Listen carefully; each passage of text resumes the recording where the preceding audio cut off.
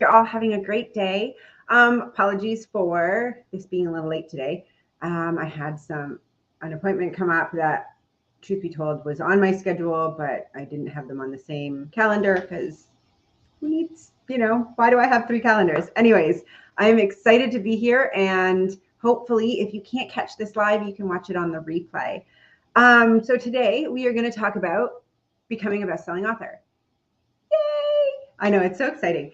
But first, I want to just touch on something really quickly. So one of the appointments I had today was with a coach of mine, right? Because we all need coaches. And it was because I was struggling with some things, right? And I was convinced going into it that it wasn't going to help. Nothing can help me. I'm a lost cause. Because here's the truth. No matter how successful you get or how well you do or how many great things you have going on, you're still human. I'm still human. And there's still going to be moments where we feel overwhelmed or not enough or, like we can't do something. And that's why it's really important to make sure we have a support system in place. We have people we can go to that will let us tell them that I'm a lost cause and I'm, broken or I'm cursed or what have you. And they're not going to take it personally, and they're going to sit and they're going to help you guide yourself through it. Right. So I wanted to share that because it can be so easy to look at people online and be like, she has it all together. She doesn't understand my struggles, or she's got it all going on and she can't possibly know what it feels like to be me. But regardless of how perfect or amazing people are online, they're human. They have struggles too. And sorry, I just have to send there. And they just might not talk about it. So don't ever think that you're alone and that you're the only person that has struggles. Okay. So now back to becoming a best-selling author. I think actually that intro kind of ties in really nicely with the idea of becoming a best-selling author. And here's why. We all have stories to tell, right? We all have things to share.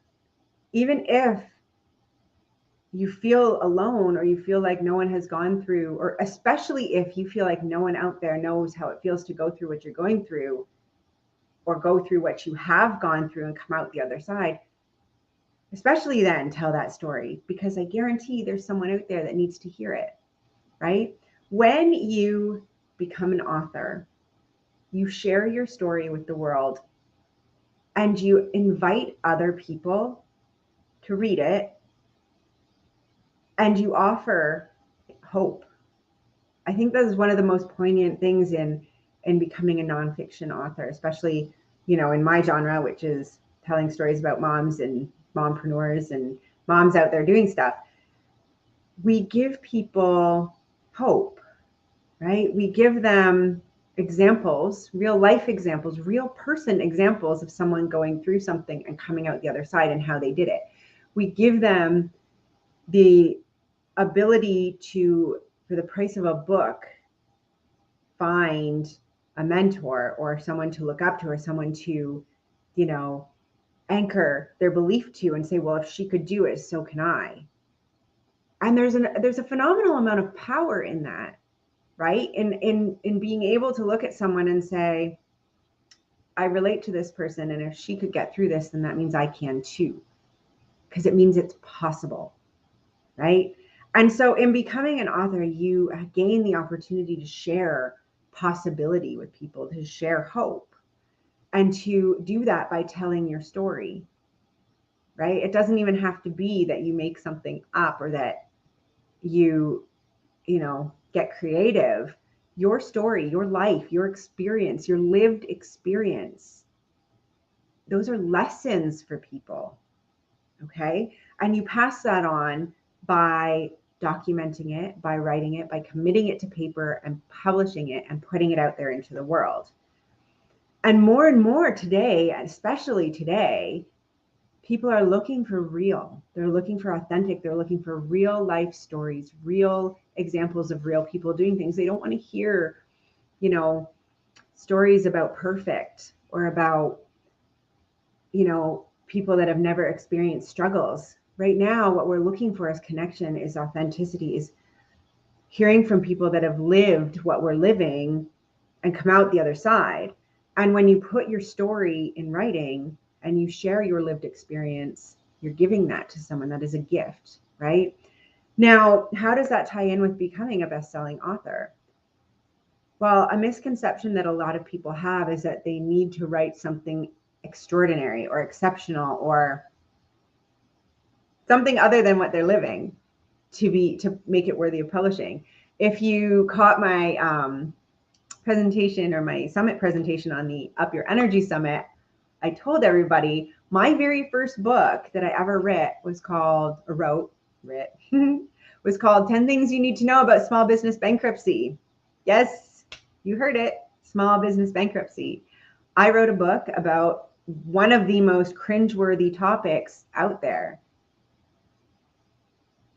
So if you're worried that what you're thinking of writing about is boring, because trust me, small business bankruptcy, the details are boring, the experience is painful, and it's something no one really wants to talk about, your topic is probably great.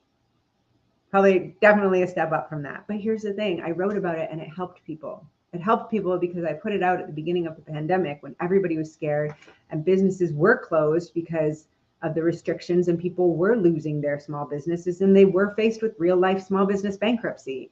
And here I was saying, here is my lived experience of it.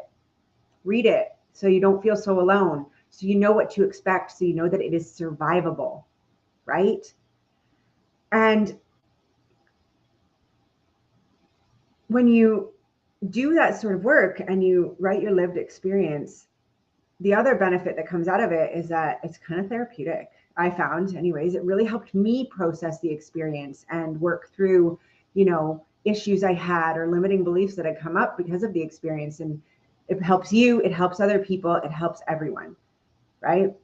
So how do you do it? Well, there's a couple ways. One, you can self-publish, okay? I wrote my first book by writing for 15 minutes a day between 5:45 in the morning and 6 a.m. before my kids were up every day.